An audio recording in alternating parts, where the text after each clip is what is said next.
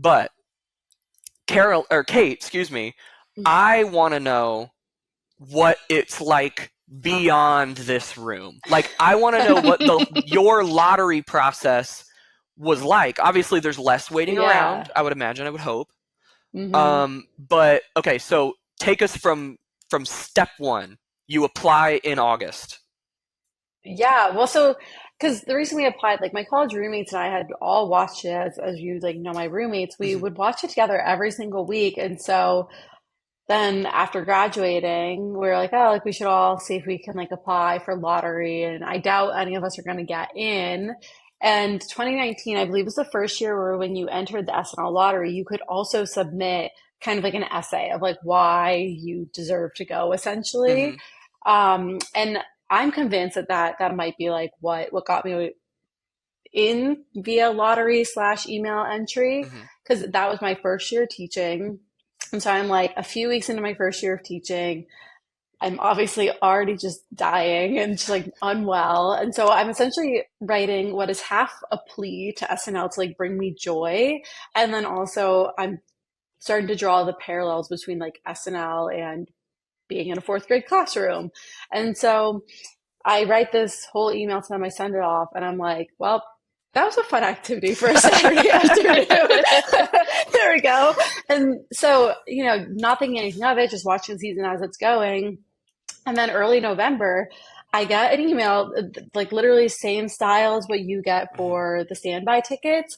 And if you notice, like the title that it's coming from is all lowercase. The font is like weirdly bolded the entire time. Like I can Yeah. I can send you also like I still have the screenshots. I found them the other day, Yeah. so I can send them to you. But I like looked at this and I was like, is this real? And I was like, I happened to be like on the phone with Lauren and I was like, I think I got SNL tickets, but this could be a To scam. clarify, your roommate Lauren Robinoff, Yes. not Lorne Michaels, you were on the phone No. with. Okay, just Actually, Lord Michaels is also on my short list. He's a we catch favorite. up, you So, know. yeah, maybe that's how I got tickets. Yeah. Come to think of it, yeah. Yes. But yes, like we're on the phone, but I'm like, this just looks so sketchy. Like it It says like, really it's like you have, does. it looks so unreal. You're just like, there's no way. Like it has like a weird graphic at the top that's like SNL 45. But again, it just kind of looks like someone did this like in a weird paint browser or something like that. Like it just looks so informal and odd. And so you have, I think, 24 hours. They tell you like, they tell you if you're in dress rehearsal or live show and which show it's going to be. I think we had a week and a half notice and Mhm. they were like, you have 24 hours to confirm or you lose it. And the only confirmation you do is reply to an email and just say, yes, I'm going, which again, I was like, this feels like I'm not actually going to SNL. Right. Like, this is so wacky. But so we end up like committing to the tickets. Lauren flies up from Florida to Boston the week of our show. She books some last minute tickets, and we take a little weekend trip down to New York together for it. And so ours was the Thanksgiving episode, I believe. I believe it was the weekend right before Thanksgiving, Mhm. with Will Ferrell as the host and King Princess as the musical guest. Mhm. And so then this is really where I feel like our experiences become so different. And Yeah. so just like you saw on there, it tells you like you need to be at dress rehearsal, you need to be there by 6:30 if you are like a confirmed guest Mhm. of the show, you have to be there by 6:30. And so you go up to the lobby and everything, but you're kind of just like waiting around. You don't have anything except for literally an email. Like that's all you have is your proof. So again, the entire time I'm like, I feel like someone's going to say I'm like punked or I just got like scammed or something. And so you're just like waiting for a really long time in that space that you showed where there's all the images and Mhm. everything. And so it's really beautiful and cool to, um, yeah, so that room, we're kind of standing there. It's very awesome. But again, you don't have a ticket yet. You have no confirmation that anything's actually So happening. you've made it all the Um, way up here to this like audience holding lobby, and you haven't been given anything. you're literally, all you show them is your phone. So at that point, you're like, I Wow. assume this is okay. Right. But like, again, there's just kind of this like sense, and they like check your name on the list. But again, like the entire time, we've seen how informal this email is. And so I'm just like, I'm still just feeling like really sketched out by this. Like, I don't know that Yeah. this is lit. Like, right? Like, you're just like, that's so weird. At some point during this process, though, of us just like being in that holding area, they gave us our tickets, which I'll show you the picture. It's, Hmm. I mean, very similar to what you saw, just a bigger Yep. version. Um, and I don't remember if they had numbers on it. Let me see. I could probably find it. Hmm. They might have had numbers saying like which person we were within the category, Hmm. within the ticketed guest, because there was some reason that they knew. Oh yeah, I found it. I know for Seth Meyers, I don't. This could be the same or different. I don't know. But for Seth Meyers, it was weird. It was like every party had a letter, so it was like, and it wasn't. Ah, It wasn't. It was like it wasn't like the first six people are all A. It was like literally your party is A, the next party is B. is Uh, B. um, Mm. I don't know if it was something like that. Interesting. Yeah.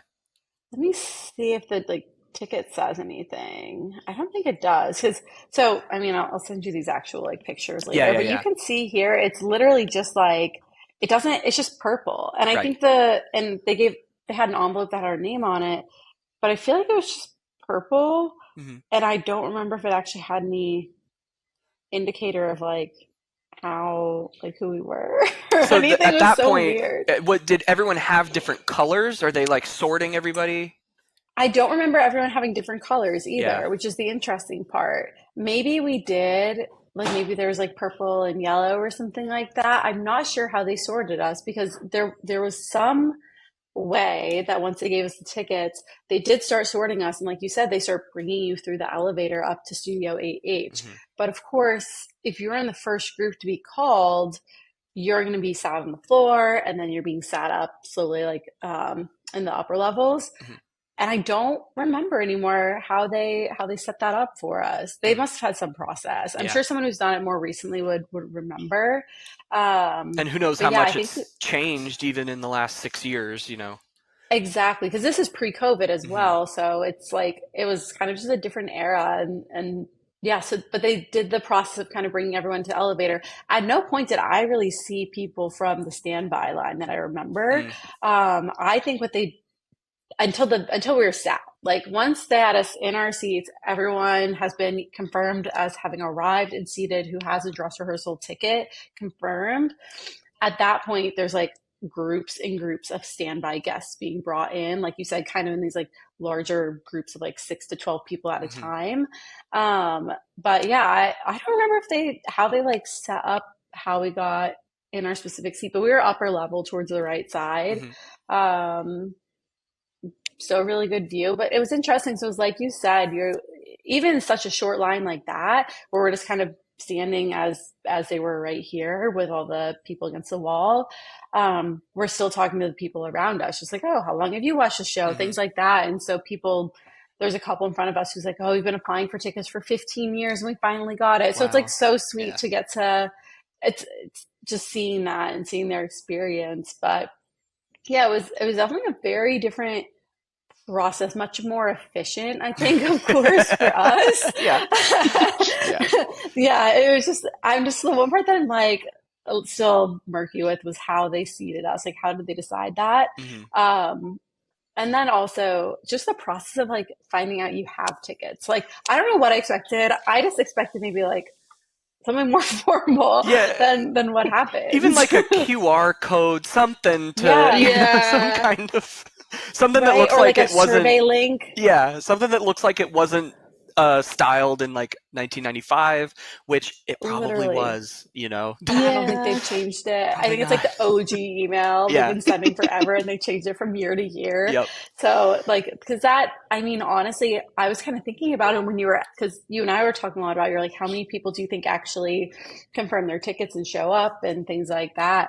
And I was like, man, if you only have 24 hours and you don't check your email all the time, Hmm. you miss your window. Yep. If you're like me and you see that email and you live really far away and you're like, this seems sketchy and not real, you're not going to come. Yep. There's like so many different stopping points, I think, I was lucky because it was like I lived in Boston, so it's like driving to New York for a weekend. If it's all fake, what a good story. And you But at it's least you like saw me, right?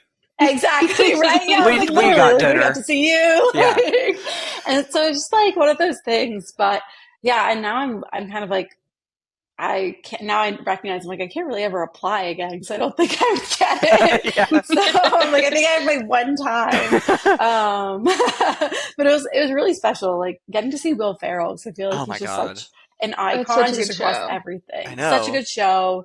He's so goofy. I also just didn't realize he's so tall. Like I was even up like at the top and I was like, oh my gosh, this man is massive. Yeah. So that was just really, really special. And that was also heading into an election season. Oh yeah. So the cold open was kind of one of those classic like presidential debate like cold opens. I think it was like A all lot the of Democratic cameos. nominees, and so Yep. that was just like yeah, a lot of cameos. I think like Maya Rudolph was there. Just Hmm. a lot of really good guests, and I think definitely like one of those ultimate highlights where I was like, wow, thank you so much for helping me survive Glad I SNL. wasn't Like scammed, like sick. literally, I sometimes I like look back at that email that they sent me and I'm like, because I'm like, no, I'm being dramatic. Like Yeah. it must have been more formal than I remember. And then I look at it, I'm like, no, that's like weird. Yeah. Like, Yeah. so, Worth checking into for um, sure. Yeah, but yeah. I think that's where a lot of people, ultimately, like Caroline, you definitely made the right decision. This was a weird episode. It was a Hmm. very in-demand episode, but for the Hmm. most part, if it's just a random run-of-the-mill, if you do the standby option, like people were saying behind me, there was a couple of guys behind me who had done it several times before too, and they were like, "We've been here a bunch of times where all 300 standby, like all of the 300 reserved people do Hmm. ultimately get in." And even for such a high demand show like this season finale with all the lore around it, Hmm. 80 people in front of me bailed on even showing up to the line, and Hmm. 115 ticketed people bailed on show day. So you, like Kate, like you were saying, Kate, like you Yeah. don't know the circumstances that people are under where like they're either missing this email entirely Hmm. or they're unavailable, they can't make the flight. um it's just, it's worth it for the experience. I think Yeah. it was a wild ride. Another fun note about Kate's particular dress rehearsal. So not the live show. Kate went to the dress rehearsal, Yes. but one of the most famous cut for time sketches of the last 10 years comes from the Will Ferrell That's, episode. It's the High School Musical cast yep. list. So somewhere in there, listen close, because that particular recording has Kate laughing in the background, laughing in the Yep. You like hear my rafters. cackle? Yep, yep. Which is every time that sketch comes up on YouTube, I'm like, Kate was there.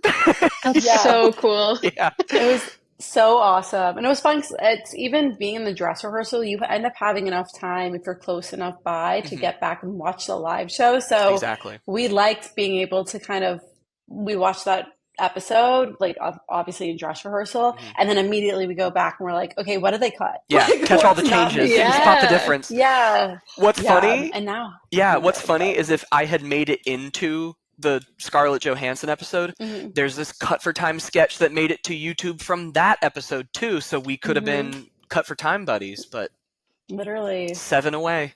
Seven away. Yeah. Okay, so you, So you glossed crazy. over a few things, Kate. Not to not Help to me dunk out. on you, but um, tell us about the walk from the elevator to the studio. What are you seeing? What are you looking at? What's going on around you?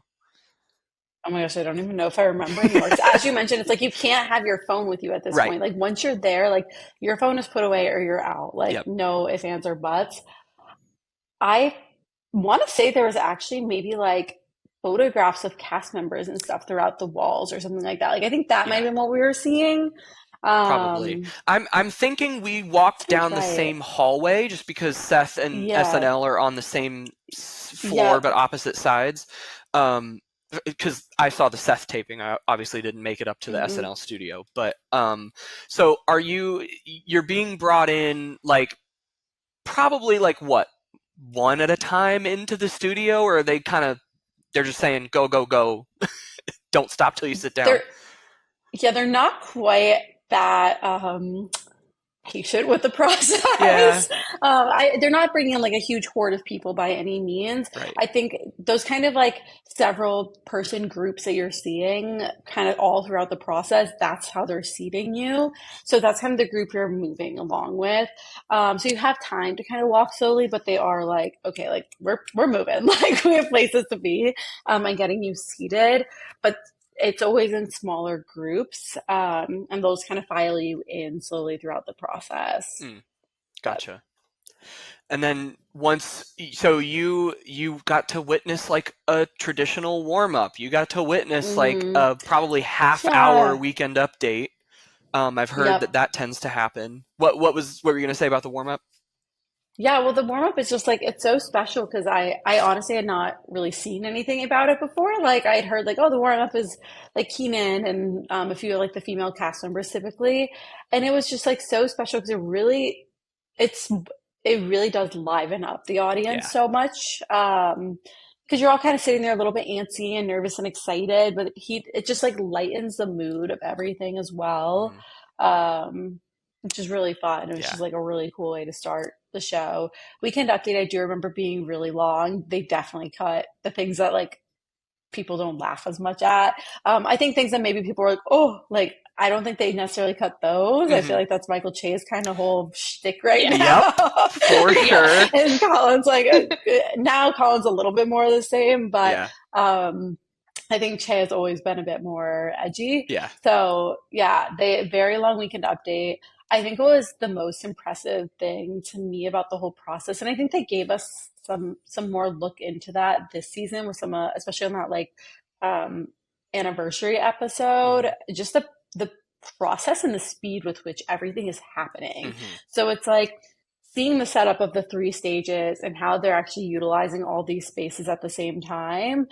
So as much as you're kind of watching the act that's currently happening, you're also so interested in seeing like how are they setting up for the next thing. And like Right.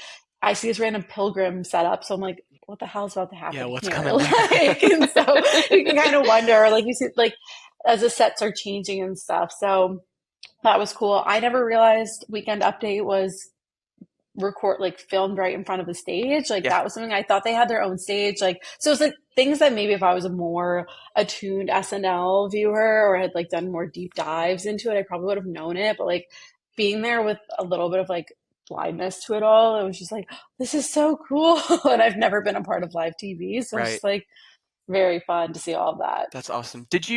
Was there a sketch that played facing away from you? Because I see that sometimes when they cut into commercial and show like the live view of them setting up the next sketch, they'll be like there's a sketch that's happening completely out of view because it's happening in front of and below a whole chunk Hmm. of the audience. Was there one like I was that? No, I was really fortunate Yeah. because I can see those exact spots you're talking Yep. about. So like if you have your kind of like I don't know U-shaped Hmm.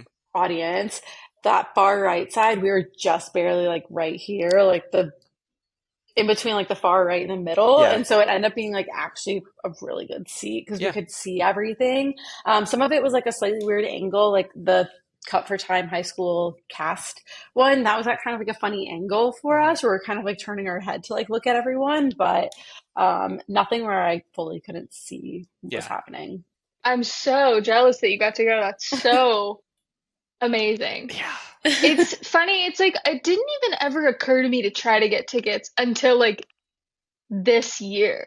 Right.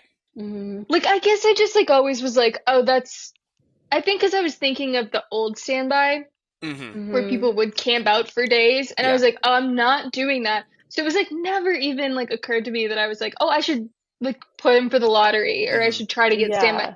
It's just like it just never occurred to me.